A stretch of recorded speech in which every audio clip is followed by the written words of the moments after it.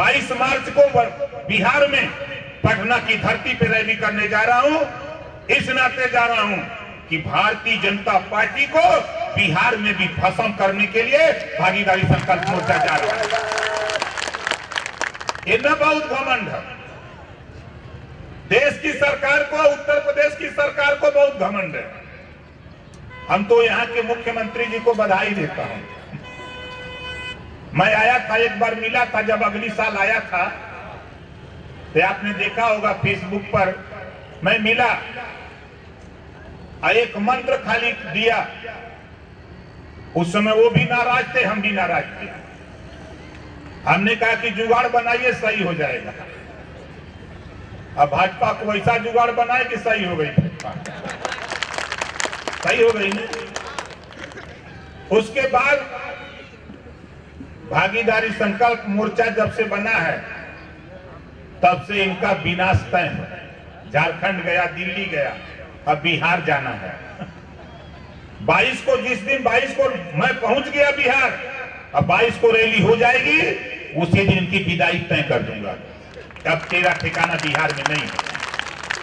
उसके बाद 22 में आप लोगों से कहूंगा कि आप जिस जिले से, चाहे बिहार के हों चाहे यूपी के हों, आप ये मत सोचो ये महाराष्ट्र की राजनीति। इस सूबे के मुख्यमंत्री जी ने मुझसे कहा था जब यहां चुनाव नहीं हुआ था कि ओम प्रकाश राजभर, यदि भारतीय जनता पार्टी हमारी बात को नहीं माना, आप मेरे साथ खड़े हो जाओ, हम महाराष्ट्र में सरकार बना के दिखाएंगे। ये बात क्यों कहा था? जैसे उत्तर भारतीय के नाम से आप लोग जाने जाते हो ना, महाराष्ट्र की राजनीति, बंबई की राजनीति आप तय करते हो। आप जिधर जाते हो उधर हालत बिगाड़ देते हो। ये खेल है, आप समझ नहीं पाते हो। इस नाते आप यही नहीं, 22 में हम लोगों ने तय कर लिया कि जो पावर बाबा साहब डॉक्टर अंबेडकर ने आपको, हमको दिया है, आप चाहो इसी पावर से अपने भाई को, अपने बच्चे को, अपनी बेटी को आप इंजीनियर बना सकते हो। आप चाहो कलेक्टर बना सकते हो। आप चाहो इसी अपने वोट के बल पे प्रदेश का मुख्यमंत्री और देश का प्रधानमंत्री बना सकते हो। ये पावर बाबा साहब डॉक्टर अंबेडकर ने तुझे तेरे हाथ में दिया है। तेरा पावर ये बाबा साहब डॉक्टर अंबेडकर ने दिया। आज तेरा पावर लेकर के सत्ता में जो भारतीय जनता पार्टी को नशा हुआ है, उसका नशा उतारने के लिए ओम प्रकाश राजभर भागीदारी संकल्प मोर्चा बनाया और ये मन बनाया हूं 22 में लखनऊ की कुर्सी से मुख्यमंत्री को उतारकर वहां पहुंचाऊंगा जहां भीख मांगने की ट्रेनिंग दी जाती है। सही रही कि ना सही?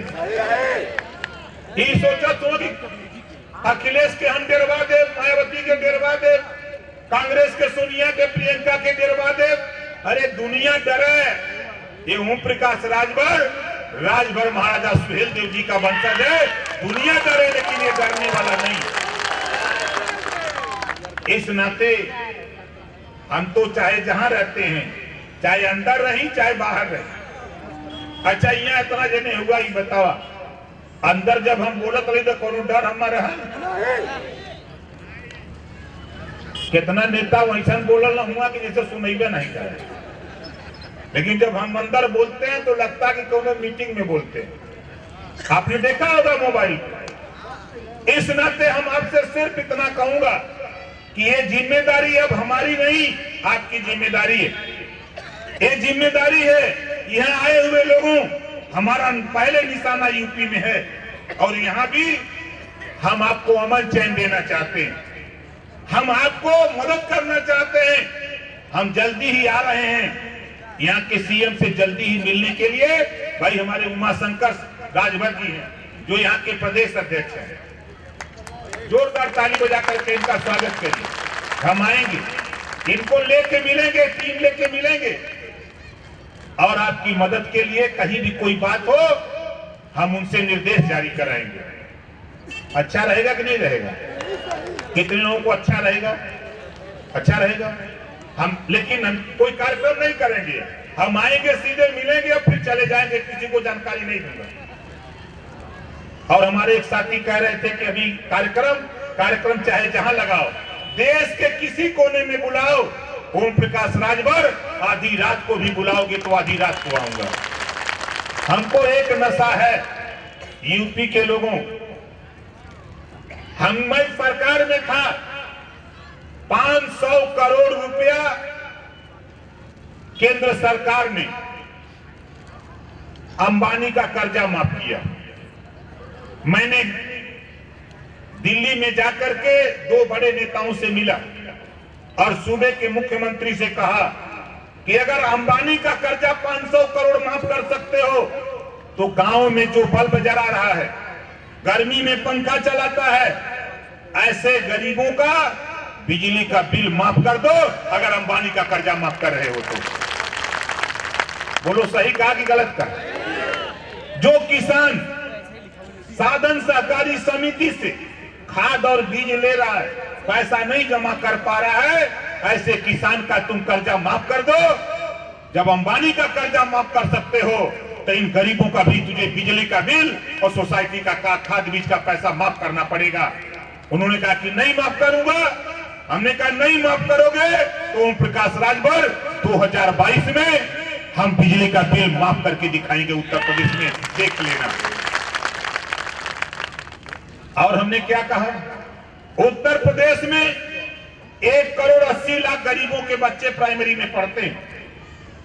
हमने कहा कि देखो, हमको नहीं चाहिए, स्कूल में मेज और कुर्सी की व्यवस्था कराओ, और जो कॉन्वेंट में पढ़ाई होती है नर्सरी में, वही पढ़ाई प्राइमरी में शुरू करो। बजट का 40% शिक्षा पे खर्च करो। अगर प्रदेश को विकास के रास्ते पे ले जाना चाहते हो तो शिक्षा पे 40% बजट खर्चा करो। तो मुख्यमंत्री जी ने कहा कि नहीं, हम ये पैसा हम हेलीकॉप्टर से फूल बरसाएंगे। जब कांवर लेके लोग जाएंगे तो फूल बरसाएंगे।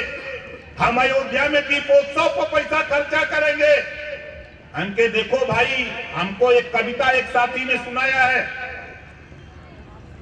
आप दीपोत्सव कर रहे हो, ये कान खोल के सुन लो, ई माटी का दिया जरौले दरिद्रवा ना भागी, ई माटी का दिया जरौले दरिद्रवा ना भागी, सू बजौले भोरवा में ई दरिद्रवा ना भागी, कि भागी ना भागी। जब तक बच्चे को शिक्षा नहीं मिलेगी, रोजगार नहीं मिलेगा, नौकरी नहीं मिलेगी, तब तक दरिद्र भागने वाला नहीं। इस नाते हमने मन बनाया है कि 2022 में माननीय बाबू सिंह कुशवाहा, कृष्णा पटेल, प्रेमचंद प्रजापति, बाबूलाल पाल, रामधनी बिन, रामकरण कश्यप, हम सब लोग मिलकर के उत्तर प्रदेश में सरकार बनाकर हम लोग चाहते हैं कि सबसे पहले काम होगा तो उत्तर प्रदेश के प्राथमिक विद्यालय में कुर्सी मेज लगा करके कॉन्वेंट की तरह शिक्षा देने का काम हम लोग शुरू करेंगे। ये काम सही रहेगा कि नहीं सही रहेगा? सही रहेगा। लेकिन ई का चाहत हुआ, दिल्ली में बैठ के, लखनऊ में बैठ के ई का चाहत हुआ, ई काम मत करिए। हमने कहा हूं कि घबराओ नहीं, रुपए की कमी देश में नहीं है। रुपया तो इतना मैं तो देख रहा हूं। मैं तो एक दिन बाबू सिंह कुशवाहा जी से कहा कि आप पहले पहुंच गए खजाने पर और कुछ लहा लिए। मतलब लहा क्या लिए? अपने समाज के लोगों को ज्यादा से ज्यादा उन्होंने नौकरी दे डाला था। आज भी लोग हैं, नौकरी कर रहे हैं, ठीका पट्टा दिया। लेकिन मैं जब पहुंचा तो 2 साल रहा नियरे जाते जाते, तब तक वहां वो जैसे कहावत है, एक कुत्ता जा रहा था गया करनी, तो जब उन माला वाला पहन के धार और दे के जब गांव से बाहर निकला, तब से दूसरे गांव जब पहुंचा तो 10 कुत्ता घेर ले। कहला कहां जाते हो? कहां गया करे, कहां लौट जो। देखा ना, तो आप सोच लो। मैं तो धन्यवाद देता हूं माननीय सुखदेव राजभर जी को, पहली बार मंच पे नाम ले रहा हूं। सुखदेव राजभर जी को, रामचंद्र राजभर जी को राजभर के नाम पर ओम प्रकाश राजभर के साथ खड़े हो गए और दो बेईमान साथ नहीं खड़ा हुआ और बाहर आरक्षण की बात करते हैं। जब सदन के अंदर आरक्षण की बात आती है तो भारतीय जनता पार्टी का गीत गाते हैं। गा लो गीत। इसी गीत पर कहा था कि चलो निकलो बाहर। हमको का हम देखिए साफ साफ बात बता रहे हैं, जब पावर आपके पास होगा तो लाइट जलेगी। बल्ब तभी जलेगा जब पावर आपके पास होगा तब। ये पावर आपके हाथ में है और उत्तर प्रदेश में वो मिसाल कायम होने जा रहा है। अब मुझे ये नहीं बताना है कि पिछड़ों की, वंचितों की लड़ाई लड़ने वाला कौन नेता है। अब ये तो बताने की जरूरत नहीं है। हर वर्ग ये चर्चा कर रहा है। हमको तो आश्चर्य हुआ, समाजवादी पार्टी, बहुजन समाज पार्टी और भारतीय जनता पार्टी, कांग्रेस के सभी नेताओं ने कहा कि सदन में अगर बोलने वाला कोई नेता है और पिछड़ों वंचितों की आवाज कोई बोलने वाला है तो ओम प्रकाश राजभर के सिवा कोई माई कलाल नहीं है।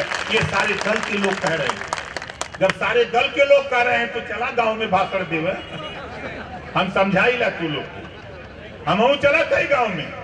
अब बताई हम लोग तय कैले हैं कि जितना जेकर आबादी हो उतना ओके हिस्सा मिले के चाहिए।